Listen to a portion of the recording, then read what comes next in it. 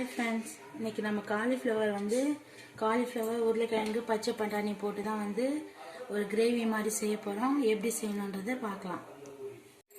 இதுக்கு பட்டை கிராம்பு எல்லாம் எடுத்து வச்சுட்டு அதெல்லாம் போட்டுக்கிறேன். அதெல்லாம் போட்டு கொஞ்சமாக வதக்கிட்டு இதில் கொஞ்சமாக தக்காளி வெங்காயம் போட்டுக்கிறேன்.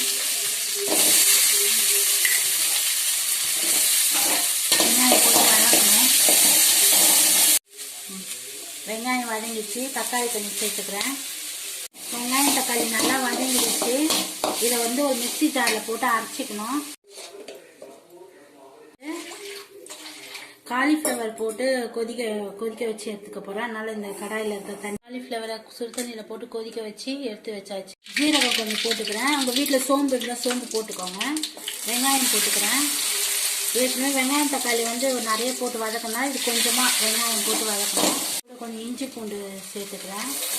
அதை போட்டுட்டு நல்லா வதக்கிறேன். இஞ்சி பூண்டு போட்டது நல்ல மனம் வருது. அப்படியே அது கூடவே தக்காளியும் சேர்த்துக்கிறேன். வீடே நல்ல மனமாக இருக்குது. இது கூட காலிஃப்ளவர் இப்போ காய்கறிலாம் சேர்த்துக்க போகிறேன். இப்போ காலிஃப்ளவர் கொஞ்சம் எடுத்து வச்சுருக்கேன், அதையும் சேர்த்துக்கிறேன். உருளைக்கிழங்கு, பட்டாணி சேர்த்து ஒரு வதக்கணும். நம்ம வெங்காயம் தக்காளி வதக்கணும் பார்த்தீங்களா, அந்த மசாலா இது கூட சேர்த்து. ஓகே, நம்ம இது கூடவே இப்போ மிளகாத்தூள் அதெல்லாம் இப்போ நம்ம சேர்க்க போகிறோம். தேவையான அளவு மிளகாத்தூள், உப்புலாம்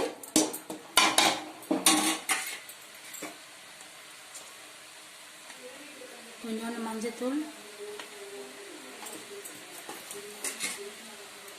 கொத்தமல்லி பவுடர் கொஞ்சம், மிளகாத்தூள் ஒரு ஸ்பூன்,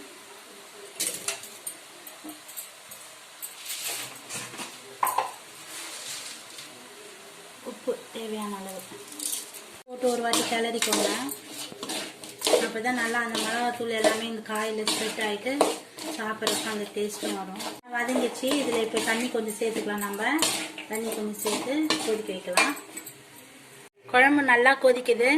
இது நீங்கள் கிரேவியாகவும் வச்சுக்கலாம். நல்லா சுண்டிட்டோன்னே கூட நீங்கள் யூஸ் பண்ணிக்கலாம். அப்படி இல்லைனா கொஞ்சம் தண்ணியாக வேணும் அப்படின்னாலும் யூஸ் பண்ணிக்கலாம். இது நல்லா கறி குழம்பு டேஸ்ட்டில் இருக்கும். நீங்கள் ஒரு வாட்டி ட்ரை பண்ணி பாருங்கள். சாதம், தோசை, இட்லி, சப்பாத்தி எல்லாத்துக்குமே இது சூட்டபுளாக இருக்கும். நீங்கள் ஒரு வாட்டி ட்ரை பண்ணி பார்த்துட்டு எப்படி இருக்குன்னு சொல்லுங்கள். குழம்பு நல்லா கொதிக்குது. இது மாதிரி தண்ணியாக கூட உங்களுக்கு வேணும்னா நீங்கள் தேங்காய் கூட அரைச்சி ஊற்றிக்கலாம். உங்களுக்கு தேங்காய் ரொம்ப பிடிக்கும், இல்லை தேங்காய் வேணும், எங்கள் வீட்டில் நிறைய பேர் இருக்காங்க, குழம்பு நிறைய தேவைப்படும்னா நீங்கள் தேங்காய் கூட கொஞ்சம் அரைச்சி ஊற்றிக்கலாம். இது மாதிரி கொதிக்கிற சமயத்தில் ஒரு கப்பு தேங்காய் அரைச்சி கூட ஊற்றி அது ஒரு கொதி வந்தது நிறுத்திடலாம். அவ்வளோதான். இது கிரேவியாக வேணுன்றவங்க கிரேவியாகவும் யூஸ் பண்ணிக்கலாம், இல்லை இது மாதிரி குழம்பா வேணுன்றவங்க குழம்பாகவும் யூஸ் பண்ணிக்கலாம். அவ்வளோதான் ஃப்ரெண்ட்ஸ். இது ஒரு வாட்டி ட்ரை பண்ணி பார்த்துட்டு எப்படி இருக்குன்னு சொல்லுங்கள். மறக்காமல் நம்ம சேனலை சப்ஸ்கிரைப்